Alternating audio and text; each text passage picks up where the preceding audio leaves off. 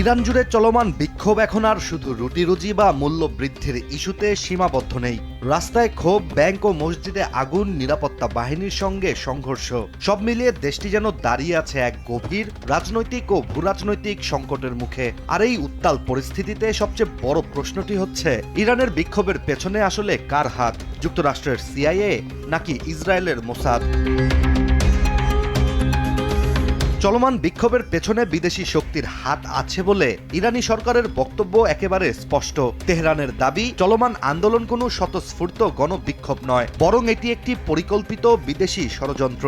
দেশটির সর্বোচ্চ নেতা আয়াতুল্লাহ আলী খামেনি প্রকাশ্যেই বলেছেন, বিদেশি এজেন্টরা শান্তিপূর্ণ বিক্ষোভে ঢুকে সহিংসতা উস্কে দিচ্ছে। আর দেশটির পররাষ্ট্রমন্ত্রী আব্বাস আরাকচি সরাসরি বিদেশি শক্তির ক্ষেত্রে যুক্তরাষ্ট্র ও ইসরায়েলের নাম নিয়েছেন, যাদের লক্ষ্য সুস্পষ্ট, ভেতর থেকে ইরানকে দুর্বল করে শেষ পর্যন্ত পুরো ইসলামী শাসন ব্যবস্থা ভেঙে দেওয়া।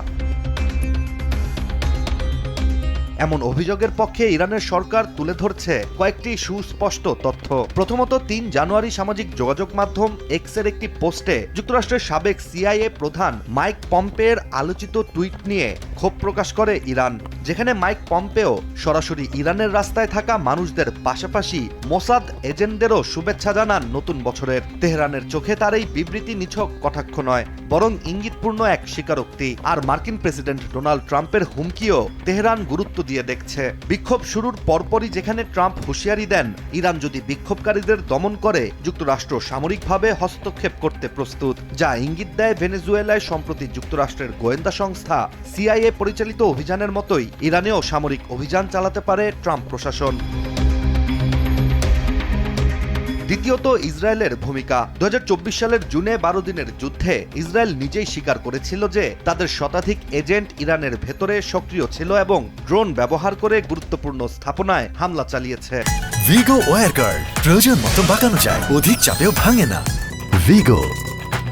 কিন্তু সেই যুদ্ধ শেষ হলে ইসরায়েলের গোয়েন্দা নেটওয়ার্কও হঠাৎ যেন উধাও হয়ে যায়। এদিকে ইসরায়েলের নেতাদের বক্তব্য, বিশেষ করে দেশটির মন্ত্রী আমিচাই এলাহু নিজেই দাবি করেছেন, ইরানে এখনও মোসাদের এজেন্টরা কাজ করছে, যা ইরানের সরকারি অভিযোগকে আরো বেশি জোরালো করে তুলেছে। এছাড়া ইরানি সরকারের প্রকাশিত সিসিটিভি ফুটেজে দেখা যায়, বিক্ষোভকারীদের ভিড়ের ভেতর থেকে কেউ গুলি ছড়ছে, আবার কেউ ইম্প্রোভাইজড বোমা নিক্ষেপ করছে, যেখানে তেহরানের দাবি সাধারণ জনগণের হাতে এমন অস্ত্র থাকার কথা নয়, যা ইঙ্গিত দেয় এটি প্রশিক্ষিত নেটওয়ার্কের কাজ, যার পেছনে বিদেশি গোয়েন্দা সংস্থার ছাপ স্পষ্ট। কিন্তু ইরানে চলমান পরিস্থিতির একটি ভিন্ন প্রেক্ষাপট রয়েছে, যা পুরো চিত্রটিকে আরো জটিল করে তোলে। মূলত বিক্ষোভের সূচনা হয়েছিল অর্থনৈতিক বিপর্যয় থেকে। রিয়ালের ভয়াবহ পতন, ৪০% কাছাকাছি মুদ্রাস্ফীতি, বেকারত্ব ও মধ্যবিত্তের ধস, এসব ক্ষোভ একত্রিত হয়ে সাধারণ মানুষ রাস্তায় নামে অর্থনৈতিক পরিস্থিতি উন্নয়নের লক্ষ্যে।